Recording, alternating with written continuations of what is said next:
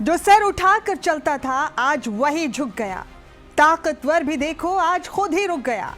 आप समझ तो गए ही होंगे कि आज मुझे आपसे क्या बात करनी। जी हाँ, ताकतवर ट्रंप की ही बात हो रही है, जिसने ईरान पर हमले को लेकर अपने हाथ पीछे खींच लिए। अगर सख्त लहजे में और सच कहूं तो सुपर पावर की डींगे हाँकने वाले और कमजोर और मासूमों पर जुल्म और सितम करने वाले ट्रंप दरअसल अपनी जान बचाने में कामयाब हो गए।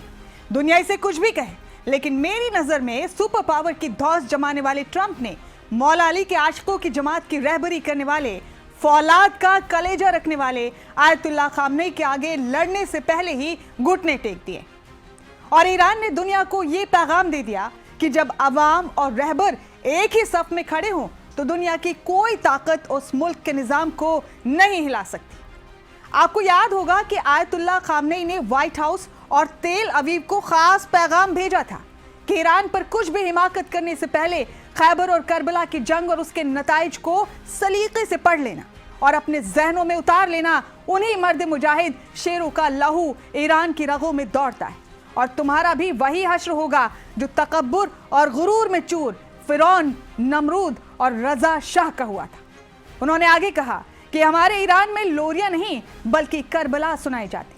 मुझे पूरा यकीन है कि सन की ट्रंप ने यूं ही अपने इरादे नहीं बदले, बल्कि जरूर खैबर और करबला का चैप्टर सलीके से पढ़ लिया होगा, या फिर ट्रंप को शायद किसी समझदार इंसान ने बता दिया था कि ईरान से टकराने की जुर्रत मत करना, क्योंकि ईरान की दीवार बनकर खुद मौला अली की औलाद 8वें इमाम मौलाना रजा खुद खड़े। बहुत से सरफिरों का ख्वाब था कि ईरान अब कुछ दिनों में खंडर बन जाएगा। कम अकल ना समझ ये भूल गए थे कि खंडर तो करबला भी बन गया था, लेकिन आज भी वहां परचम हुसैन का झूल रहा है। इसी तरह अमेरिका के कितने सदर ईरान को मिटाने का ख्वाब लेकर आए और चले गए, लेकिन मर्द मुजाहिद मौला अली का आशिक आयतुल्लाह खामनेई आज भी न सिर्फ खड़ा है बल्कि दौरे हाजिर के यजीदों, फिरौनों और नमरूदों को ललकार रहा है। आपको ये भी याद होगा कि ट्रंप ने कहा था कि मुझे सिर्फ जीतना पसंद है। तो मुझे कहना यह है जनाब ट्रंप से कि अगर तुम्हें जीतना पसंद है तो मौला अली के दीवानों ने कभी शिकस्त खाना ही नहीं सीखा। ट्रंप अच्छी तरह समझ गए हैं कि जो खैबर मिसाइल कतर में उसके सबसे बड़े एयरबेस को उड़ा सकती है, उसे व्हाइट हाउस तक पहुंचने में देर नहीं लगेगी। खैर, ट्रंप को अपना हश्र फिरौन और नमरूद की तरह होने से बचाने के लिए खूब सारी मुबारकबाद।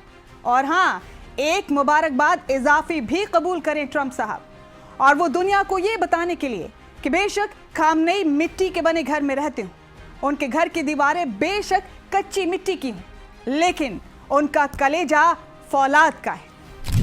जय हिंद, जय भारत।